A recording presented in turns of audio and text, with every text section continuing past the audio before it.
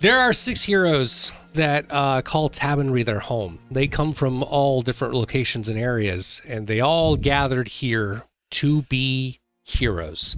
They are guardians of Tabernary, and in so doing, had a lot of tasks that took them there. They went to a lot of different locations. They ended up fighting kobolds in a camp. They found a secret fortress in the mountains. They went and found rare gems in a deep mine surrounded by insects. They even went through hell together, a whole plane of hell, and returned back into Tabernary. These were the heroes: Galen, Yannick, a couple of others, Thawne, Jericho, Hemlock, and Dash. All heroes living in different places, but finding family in each other in the ways that they were going. Once they had defeated a great evil, this Lord of Hell who had been cursing Tabernary and doing his best to destroy what was Tabernary, they found themselves being celebrated as heroes of Tabernary itself. They came back and they had a party that was being thrown for them. They had met a great sorceress who had quested them with more protection of not just Tabernary, but now all of Navarre, where they were from, because a great evil was coming in 2 weeks, or last spring, depending on whatever her vision saw that was true. The Guardians decided that it would be prudent to get themselves ready to follow up on this next quest and to get themselves going. But before they had to do so, there was a great party that they had to attend. Everyone went, with the exception of Yannick, who ended up going back to his temple of Carahel, where he was knighted as the very first knight of Carahel. The others were christened. They were celebrated. They were cheered. Everyone was happy to be there at the party, except for Captain Vayner, Galen's old chief, and decidedly arch nemesis, as he called Galen down from the stage to have a duel to the death. And they nearly did kill each other in that fight. It was exceptionally brutal, incredibly epic, and Galen walked away. Not unscathed. He was near dead, but he was the victor of that fight. Interestingly, while we were watching the fight and things happening, Hemlock saw in the background the podium that was set up, the quick ramshackle podium that was put up for the party had kind of a silver glint on the edge of it. And the same time he was making notice of it, some person in a gray cloak came over and appeared to pull a silver cord off of that podium and then vanished into the crowd where Hemlock couldn't find him. The Guardians continued to share the celebrations. They were given a great gift of gold. The whole town and area of Newwall was brought into the main council of Tabernary. Was given gold and provisions to build up the new Newwall area.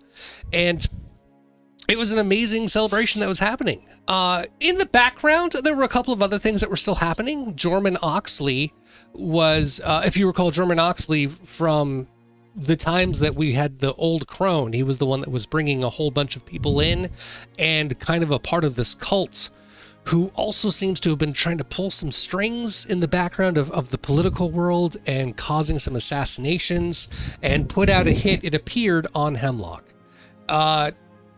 Hemlock encountered him along with Galen, and they went back to where they were going to be and found out that there were these plots against him and against his life.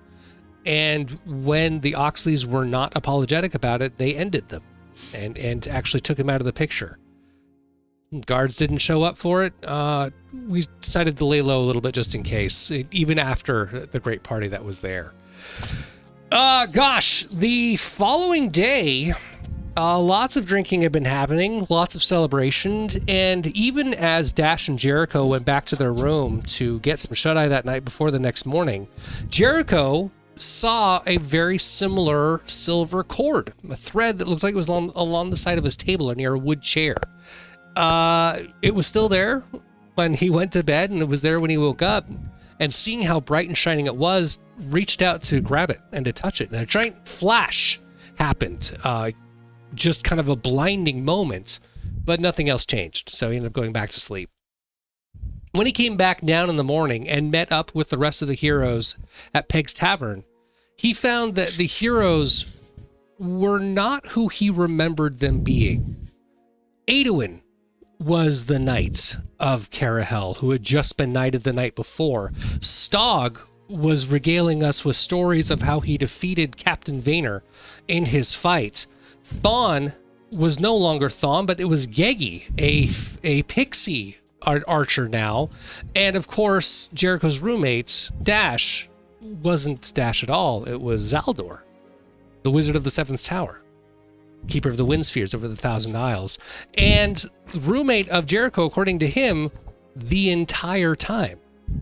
Hemlock, however, hadn't changed. He was there and just as confused and a little gobsmacked as Jericho was. So they, in all of their fears, kind of bonded with each other and wanted to figure out what happened and where their friends went, which was weird because the rest of the party said they were there the whole time. They have all the same memories. They've gone on all the same adventures. They have the same characters in the background. They have the same friendships. But Jericho and Hemlock were the ones that were acting weird. That said, there was still a mission to go on. There was still the call to action from Callian Varro, and time was ticking. So there was a call. Geggy and Zaldo were both really interested in making sure that we consistently followed through on what we said we would do, to be those guardians of Tabernae, to move forward and head down to Thave where we were asked to go. Jericho and Hemlock weren't ready for that. They really wanted to find their friends, and they weren't about to abandon them in Tabernae when they had just seen them the night before. These imposters who were around were not going to lure them to some secondary location to off them or replace them as well. They wanted to find their friends. Jericho wanted to find his friend. So we hung around. We stayed around town. We ended up checking out a couple of things that Hemlock was looking for, some loose ends. Again, following up on those wanted posters. We ended up finding some mercenaries, some assassins, actually, some elven assassins that were hired by the Oxleys, who now no longer had a contract as the Oxley was removed. And so that information was moved on and left. But other than encountering some chance random meets with other people, even Aedouin asked the priest of Carahel to meet with Jericho and Hemlock to find out how they had been bespelled. What is causing them to have such bizarre memories? Silver cords aren't anywhere to be found. No one can find them at all, no matter how hard we look all over town. Finally, the priests who couldn't find any magic, they couldn't find any curses, they couldn't find any reasons why these two would be affected in such a way that they can't find their friends, that they've been somehow part of a different dimension. They mentioned that there's one thing that they could do. Potentially, they could do a terribly expensive and nuclear spell of banishing their souls from this plane. And if they banished their souls, one of three things could happen. One of them, they would be destroyed. Completely, utterly destroyed and removed from existence as their souls were banished. Two, nothing. There's a chance that the spell could fizzle or just wouldn't have any effect on them. Or three, they would get their friends back. They would be back in the reality where they belong to, and the groups, Jericho and Hemlock, would have theirs back. Jericho immediately volunteered as tribute. He needed his friend. He needed to see Dash. And Aedouin, the very first knight of Carahel, kiboshed it and decided that that was not worth the risk. Much to the anger and dismay of Jericho, who just wouldn't be consoled at the fact that he was now being forbidden from being able to find his friend. In order to make peace and try to help them make sense, the Guardians decided to stay for another day, searching for silver cords and finding nothing. After an entire day of fruitless searching and possible hints here and there, but nothing to be found, Geggy set down an ultimatum and said, "We have to leave tomorrow, whether you're coming with us or not." And when tomorrow morning came around, they opted not. Hemlock and Jericho stayed behind in Tabernary, while the other 4, Stog, Aeduin, Gegi, and Zaldor, Wizard of the Seventh Tower, Keeper of the Wind Spheres over the Thousand Isles, all headed down towards Thave. Flourish. They ended up going through the Finmaro Woods, which was a dangerous trek. In fact, it was a deadly trek, and it was not something that they were prepared for, with just the 4 of them. They encountered some gigantic spiders, some elite level spiders, who were set upon a wagon train that was in there, who couldn't get out. And even as the heroes tried to defend it themselves, they found themselves falling, potentially to their deaths. And it would have been very likely, were it not for the interception from Luminara, the Omen Dragon. This is Finmaro Woods. This is her home, who we found in that plane of hell. She came back and rescued all of us, decimated the spiders, removed them all, and was grateful to see everyone. Though even in her conversation with us, she recognized that the names sounded weird to her. She wasn't expecting to see Stog. She was looking for somebody else, and Aeduin reminded her of a Yonic that Jericho once mentioned, but no one else that was familiar with her. She then confessed to us that the fabric of reality has been unraveling in strange ways, in ways that she can't foresee. And even with the omens that she's looking for and the futures that she predicts, the future was cloudy for her. It was murky. Gegi kind of took note of this, and even though we were saved by Luminara and we could now venture hopefully safely through the rest of the woods, we were fantastically outmatched because we were not complete. So Gegi sent a missive, sent a message back to Hemlock and back to Jericho, asking for them to rejoin us, to come find us, because without them we are surely lost. That message went through the Wardens on its way to Tabernary, while the rest of the group traveled south, finally into Thave, on their way into Creevorn, and eventually to Kassir, but not there yet. Creevorn is where we learned of some sort of a rug merchant who was there, who was more than he seemed. He had all sorts of messages for Zaldor, who he also referred to by other names like Xander. Also thought of him as Cole, and mentioned a lot of different ways that there was bad things happening in the world, but not the world that we know or the world that we see. But it was good to see us alive.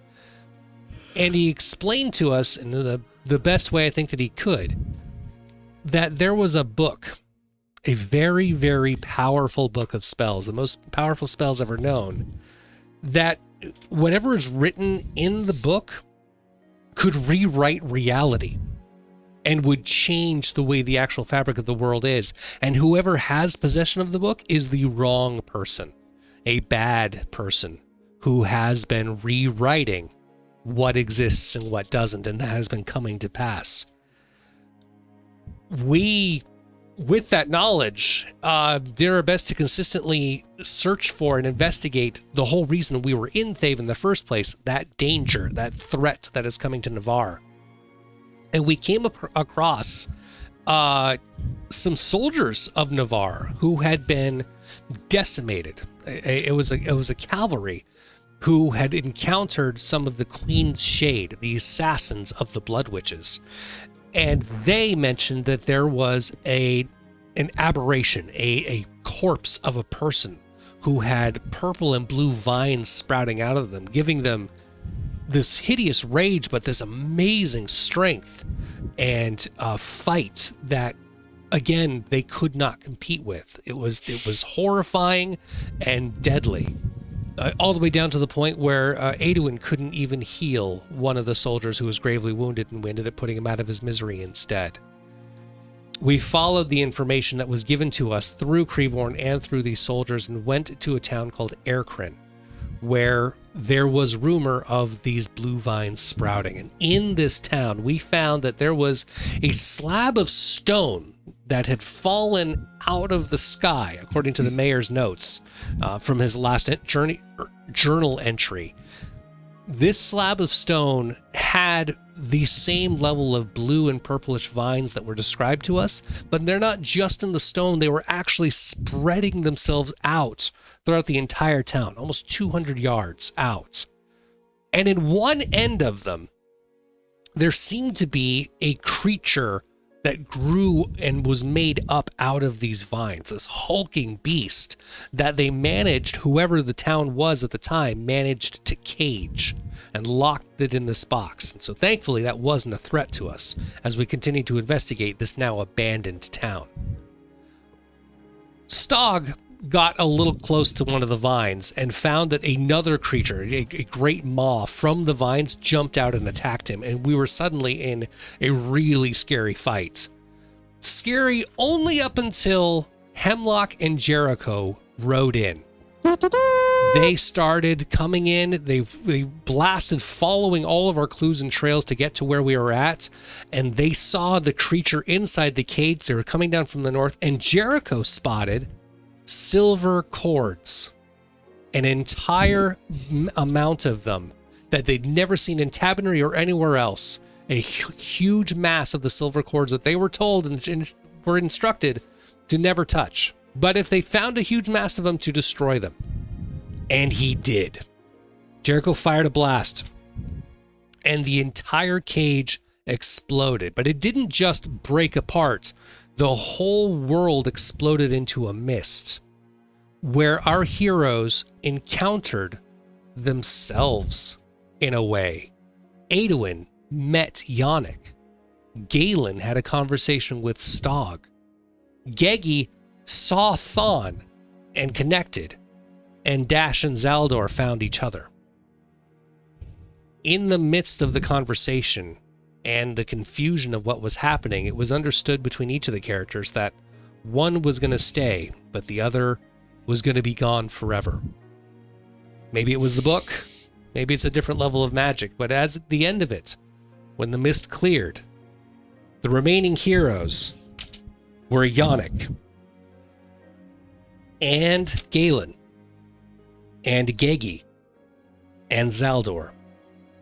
And there was Jericho and Hemlock as themselves with a new set of heroes. And oh yeah, a giant hulking creature that's now no longer in a cage. We had a nearly fatal fight again, going right up to the edge of danger, and finally defeated them. Yannick used an amazing healing blast and destroyed the obsidian stone that also withered out the danger of the vines that were there. We talked about where to go next and what could possibly get us to the next steps or where we could find out. And the only clue that we had was that there was a capital town of Kassir, where the queen lived, where her assassins are from, and where the princess resides. And that is where the adventure begins.